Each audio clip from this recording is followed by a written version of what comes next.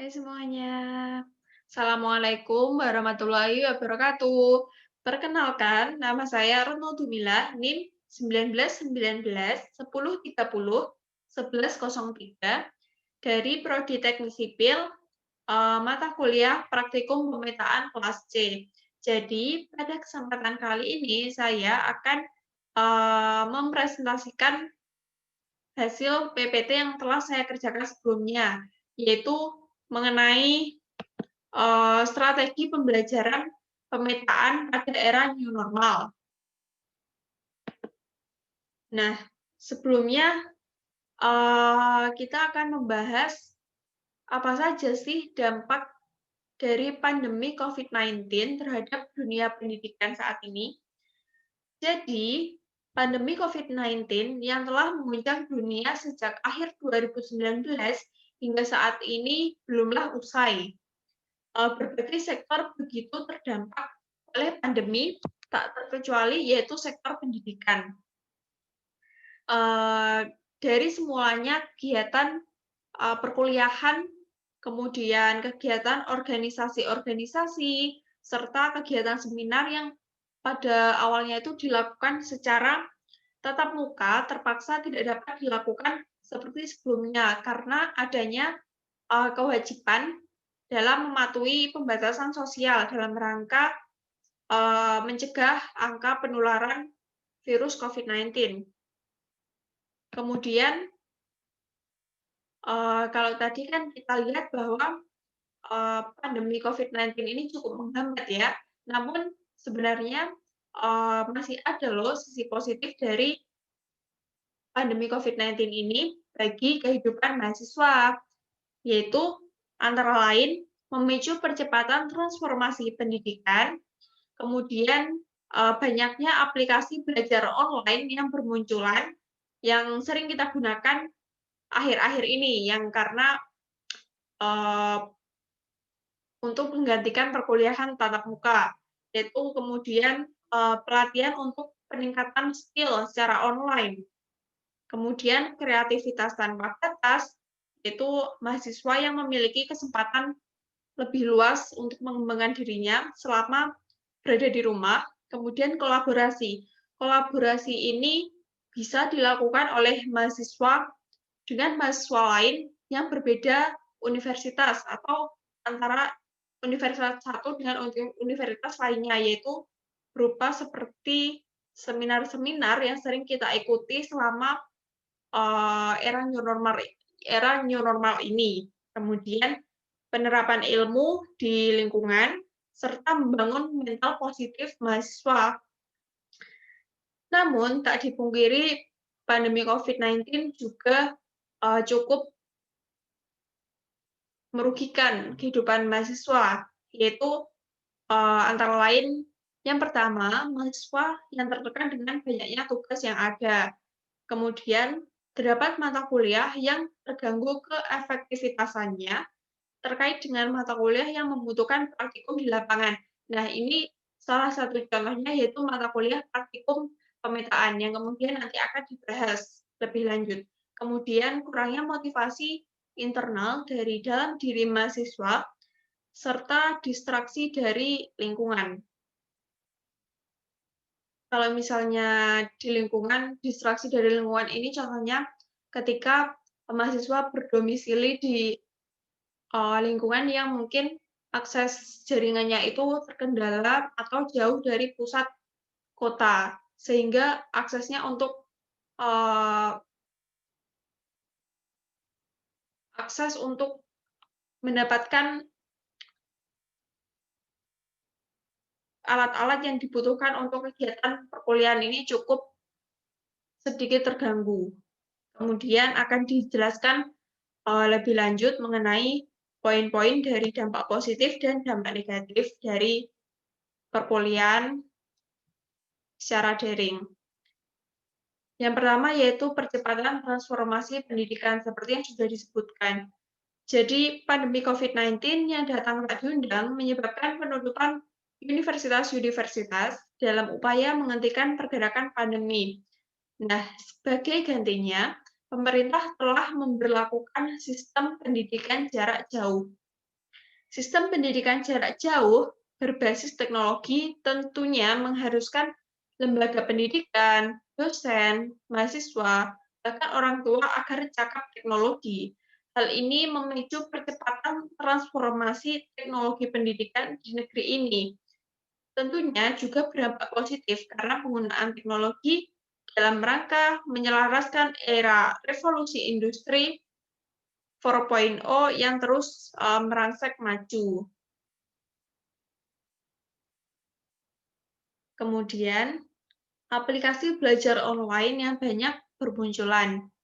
Percepatan transformasi teknologi pendidikan seperti yang sudah disebutkan tadi, membuat berbagai platform berlomba-lomba untuk meluncurkan berbagai aplikasi belajar dengan fitur-fiturnya.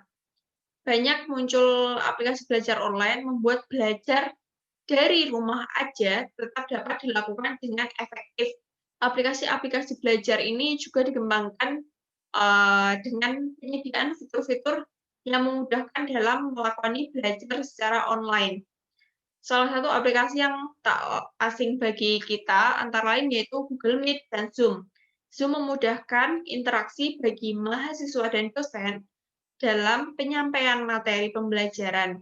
Biasanya, sebelum pertemuan, dosen akan terlebih dahulu memberi materi melalui e-learning yang dapat diakses dan diunduh oleh mahasiswa.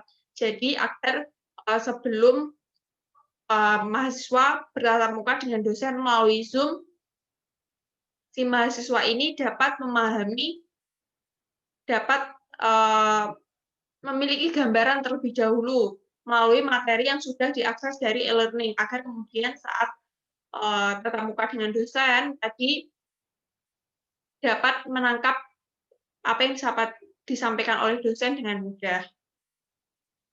Kemudian kolaborasi. Interaksi antara satu instansi dengan instansi yang lain juga menjadi mudah dikarenakan aplikasi seperti Zoom yang memiliki kuota peserta unlimited. Contohnya yaitu banyaknya seminar yang akhir-akhir ini kita ikuti.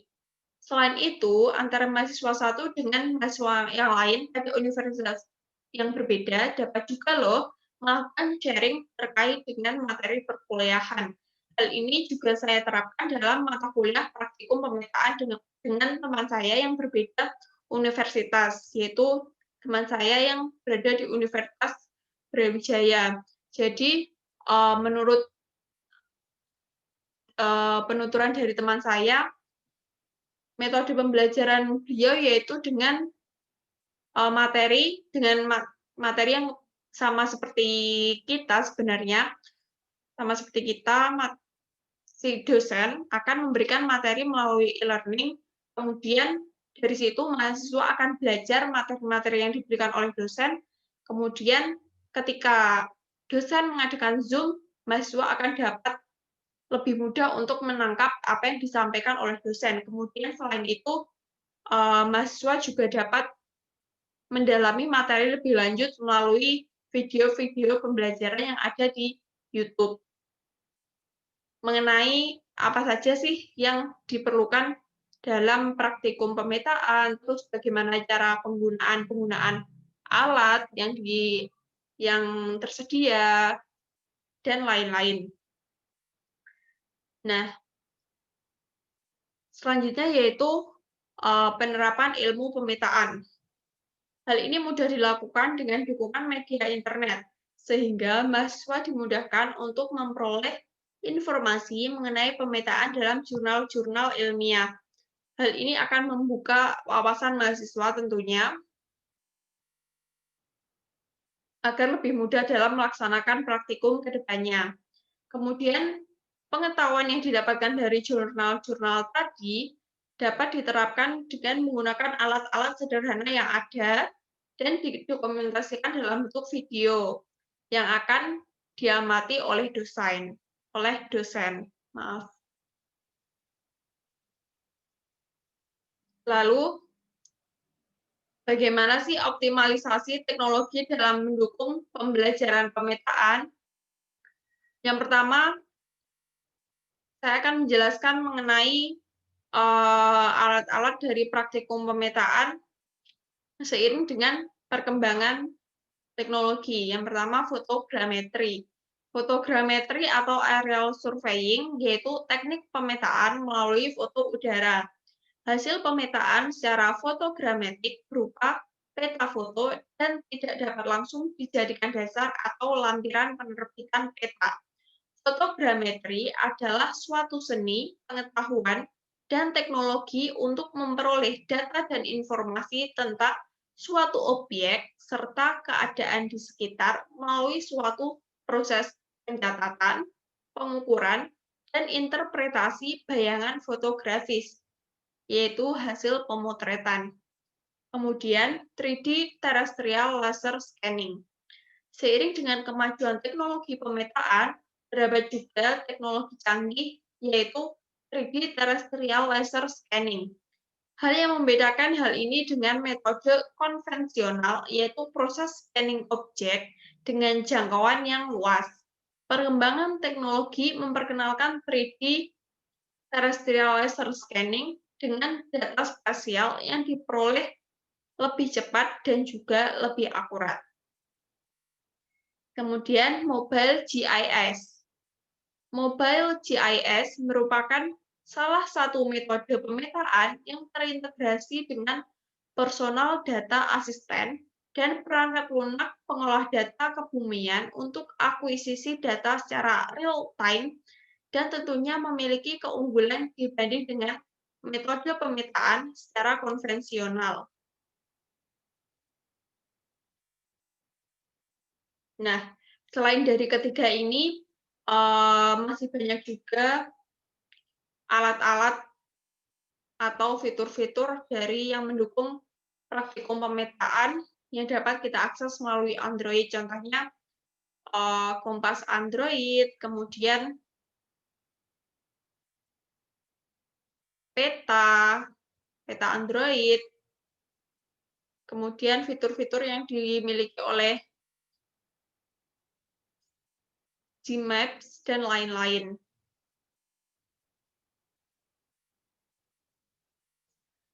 Selanjutnya, saya akan menjelaskan mengenai praktikum dengan memanfaatkan peralatan sederhana. Hal ini sudah dilakukan ya sebelumnya, yaitu salah satunya yaitu membandingkan pengukuran dengan menggunakan meteran dan selang waterpas. Bagaimana prosedurnya dan kemudian bagaimana hasilnya. Nah, jadi praktikum menggunakan selang waterpas ini menerapkan prinsip pipa U, yaitu ketinggian muka air pada kedua sisi selang yang diisi oleh zat cair yang sama adalah sama pada setiap posisi. Jadi meskipun selangnya itu dipindah mau ke gunung atau kemanapun, asalkan zat cairnya itu sama, satu jenis, maka ketinggian di dua sisi selang itu akan sama. Hal ini sangat menguntungkan ketika kita membutuhkan keseimbangan dalam contohnya membangun fondasi dan juga mungkin memasang keramik dan lain-lain. Nah, hal ini dapat digunakan untuk mengukur apakah suatu bangunan memiliki tinggi yang seimbang, contohnya pada fondasi. Yang mana apabila menggunakan meteran, hasil yang didapatkan tidak akan seimbang karena meteran hanya dapat mengukur panjang. Sedangkan antara satu tempat dengan tempat yang lain tentunya memiliki perbedaan tingkat elevasi. Sehingga kalau misalnya kita memasang fondasi atau keramik dengan menggunakan meteran, mungkin yang didapat kemungkinan besar akan miring atau tidak seimbang. Kemudian apa sih itu elevasi? Nah, jadi elevasi yaitu informasi mengenai ketinggian pada suatu titik di muka bumi. Data mengenai elevasi dapat diketahui atau diperoleh melalui peta topografi. Kemudian apa itu peta topografi? Peta topografi merupakan peta yang memuat garis-garis kontur. Nah, Jadi dari pemaparan saya dari awal hingga akhir dapat kita simpulkan bahwa pandemi COVID, kemudian hingga era new normal ini memberikan cukup dampak yang signifikan terhadap dunia pendidikan, padahal ini khususnya perkuliahan, yang mana ada dampak negatif dan juga dampak positif. Dampak positifnya seperti yang sudah disebutkan tadi, seperti mahasiswa yang memiliki kesempatan lebih untuk mengembangkan diri, kemudian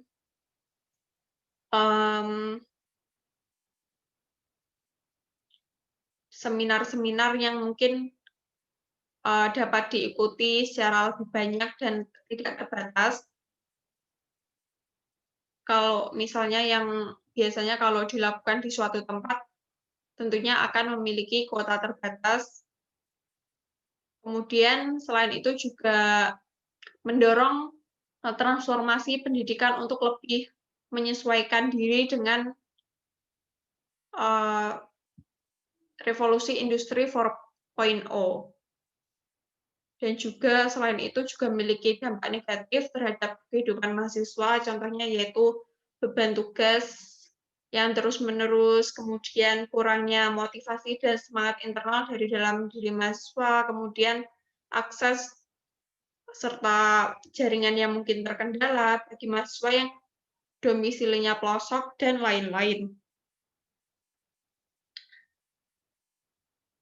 Baik, sekian pemaparan saya pada kesempatan kali ini. Terima kasih. Assalamualaikum warahmatullahi wabarakatuh. Sampai jumpa.